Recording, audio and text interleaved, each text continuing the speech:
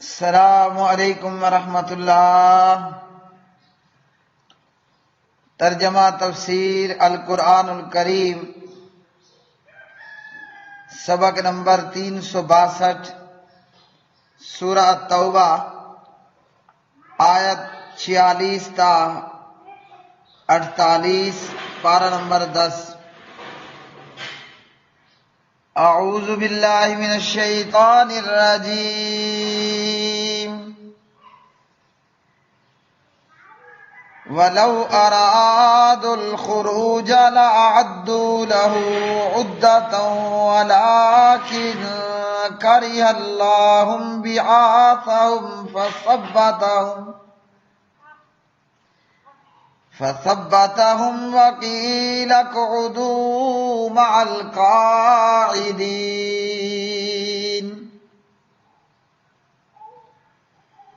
لَوْ خَرَجُوا فِيكُمْ مَا زَادُوكُمْ إِلَّا خَبَالًا وَلَا أَوْضَعُوا خِلَالَكُمْ يَبْغُونَكُمُ الْفِتْنَةَ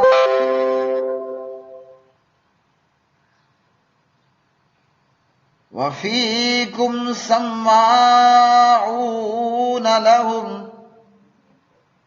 وَاللَّهُ عَلِيمٌ بِالظَّالِمِينَ۔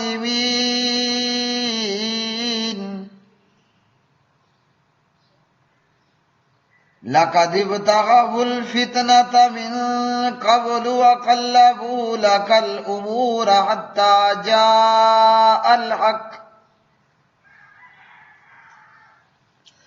حَتَّى جاء الحق وظهر امر اللہ وهم کارہون۔ اور اگر وہ نکلنے کا ارادہ رکھتے تو اس کے لیے کچھ سامان ضرور تیار کرتے،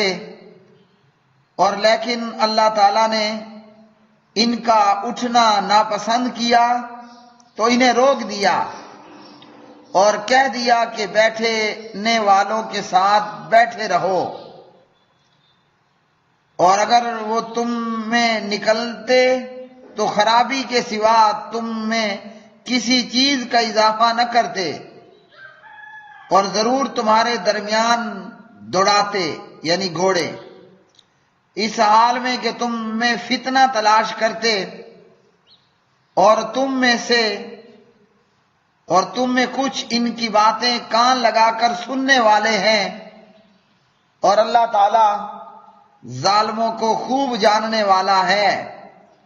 بلا شبہ یقیناً انہوں نے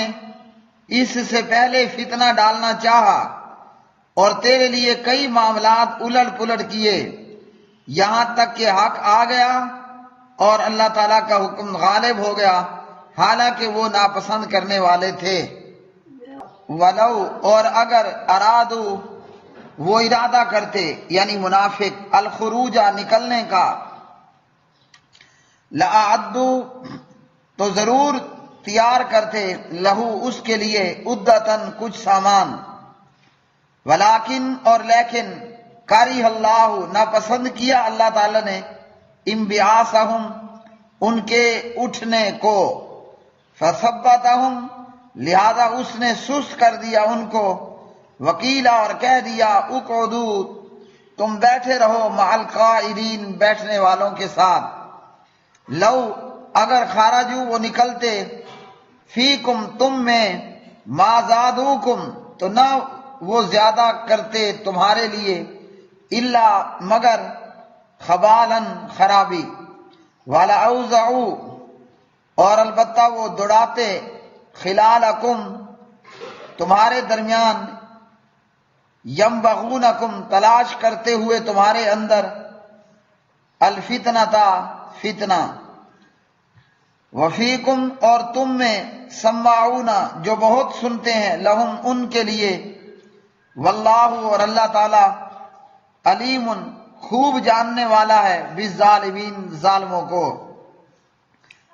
لقد، البتہ، تحقیق، ابتغوا، انہوں نے تلاش کیا تھا، الفتنۃ، فتنہ، من قبل، اس سے پہلے، وقلبوا، اور الٹ پلٹ کرتے رہے، لکا، آپ کے لیے، الامور، معاملات کو، حتیٰ یہاں تک کہ آ گیا الحق حق، وظاہرہ اور غالب ہو گیا امر اللہ اللہ تعالیٰ کا حکم، وہم کارہون جبکہ وہ ناپسند کرنے والے تھے۔ پیارے بھائیوں اور میری بہنوں، آج کا یہ سبق اس آیت میں اور ان آیات میں اللہ رب العالمین نے غزوہ تبوک کے موقع پر منافقوں کا پیچھے رہ جانا، منافقوں اور تمام جھوٹے دعوے کرنے والوں کی حقیقت کو کھول دیا، جو کہا کرتے تھے کہ ہم بھی مجاہد ہیں اور ہر وقت جہاد کے لیے نکلنے کو تیار ہیں، مگر ان کا یہ دعویٰ جھوٹا تھا۔ کیوں کہ یہ اپنی اس عمر کو پہنچ کر بھی انہوں نے جہاد کی کوئی تیاری نہیں کی، نہ نشانہ بازی سیکھی اور نہ دیگر جنگی فنون و حرب کو سیکھا۔ تو اگر کوئی مجاہد ہے اور اپنے دعوے میں سچا، تو وہ ضروری ہے کہ وہ جہاد کی اور جنگ کی تربیت بھی کیے ہوئے ہو، مطلب عامہ صفا خاصہ اس نے نشانہ بازی، تیراکی اور دیگر فنون حرب و جنگ سیکھ رکھے ہوں۔ تو دعوے تو ان منافقوں کے یہ تھے کہ ہم بھی مجاہد ہیں، لیکن جہاد اور جنگ کی تیاری نہ کرنا، یعنی جہاد اور جنگی فنون و علوم کا نہ سیکھنا، یہ اس بات کی نشانی ہے کہ یہ منافق اپنے دعوے میں جھوٹے ہیں کہ جناب ہم بھی مجاہد ہیں۔ یہ خالی زبانی دعوے تھے، ورنہ حقیقت جو ہے وہ اس سے کہیں دور۔ جو مجاہد ہوتا ہے پھر وہ فنون حرب و جنگ سیکھتا ہے، آپ کہہ لیں کہ عامہ صفا خاصہ وہ کر لیتا ہے، لیکن جو اپنے دعوے میں جھوٹا ہو کہ جناب میں مجاہد ہوں، لیکن اسے نہ تلوار چلانا آتی ہو، نہ وہ گھڑ سواری جانتا ہو، نہ وہ جناب نشانہ بازی جانتا ہو، نہ وہ تیراکی جانتا ہو، نہ لڑائی لڑنے کے دیگر گرز وہ جانتا ہو، اور نہ وہ ان چیزوں کو سیکھنے کی کوشش کرتا ہو، تو اس سے یہی ظاہر ہوگا کہ یہ اپنے دعوے میں جھوٹا ہے۔ پھر ایسے لوگوں کو کہا گیا ان کی مذمت کرتے ہوئے کہ بیٹھے رہو، بیٹھے رہنے والوں میں یعنی عورتوں، بچوں، بیماروں اور لاچار بوڑھوں کے ساتھ تم نے پیچھے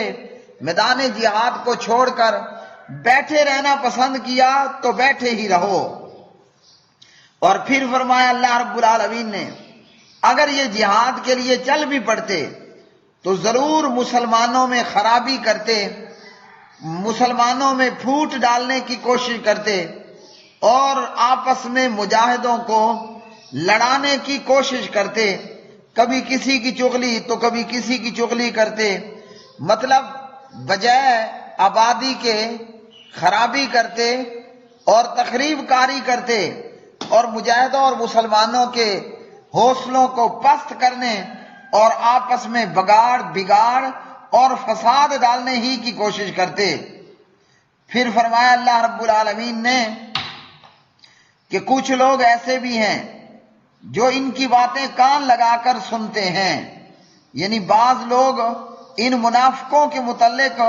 نرم گوشہ رکھتے تھے اور یہ سادہ دل ان منافقوں کی باتوں پر اعتبار کر لیا کرتے تھے، جبکہ ان منافقوں کا کام کیا ہے؟ صرف مسلمانوں کو نقصان پہنچانا اور مسلمانوں کی شکست کی آرزو کرنا اور اسی کوشش کے اندر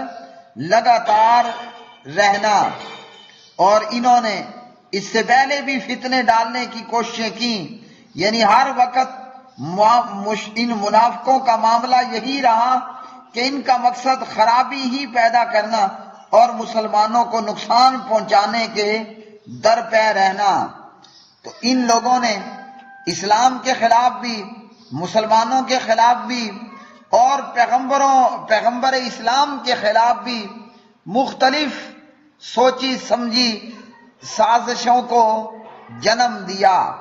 جیسا کہ عبداللہ بن ابی منافق غزوہ احد کے دن عین میدان جنگ میں اپنے 300 لے کر واپس کو بڑھ گیا، اور یوں مسلمان مکی لشکر جو کہ 3000 تھا اس کے مقابلے میں صرف 700 مجاہد میدان میں رہے۔ عبداللہ ابن ابی ابن سلول منافق کا مقصد کیا تھا کہ مسلمانوں کے عین موقع پر، مسلمانوں کے حوصلے کو عین موقع پر توڑ دیا جائے، ان کے حوصلوں کو پست کر دیا جائے تو یہ ذلت سے اور شکست سے دوچار ہوں۔ اور اسی طرح ان کی تقریب کاریوں میں سے کہ جناب سید عائشہ رضی اللہ تعالی عنہ پر بہتان لگا دیا اور مسجد زرار بنا کر مسلمانوں میں تفریق پیدا کرنے کی کوشش کی، اور نبی علیہ السلام پر بھی چھپ کر حملہ کرنے کی کوشش کی۔ تو ان منافقوں کا مجاہدوں کے ساتھ جہاد میں نہ نکلنا ہی بہتر ہوا مسلمانوں کے لیے، تو کہ اگر یہ نکلتے تو خود مسلمانوں میں پھوٹ ڈالنے کی کوشش کرتے اور عین میدان قتال میں، میدان جہاد میں مسلمانوں کے حوصلوں کو پست کرنے کے لیے راہ فرار بھی اختیار کرتے۔ تو ان آیات سے یہ معلوم ہوا جس کا جہاد کا دعویٰ ہو کہ میں مجاہد ہوں، میں جہاد کرنے والا ہوں، یا موقع آئے گا تو میں لڑوں گا، دعوے کی سچائی کے لیے ضروری ہے کہ جہاد کی تربیت بھی حاصل کرے، تیر و تفنگ، گولہ بارود، تیراکی، گھڑ سواری، ان چیزوں کو سیکھنے والا بھی ہو۔ اگر خالی خولی دعویٰ ہے کہ میں مجاہد ہوں لیکن اسے جہاد کی کوئی تربیت نہیں ہے اور وہ تربیت حاصل کرتا بھی نہیں ہے تو یہ پھر اپنے دعوے میں جھوٹا ہوگا۔ وآخر دعوانا الحمدللہ رب العالمین۔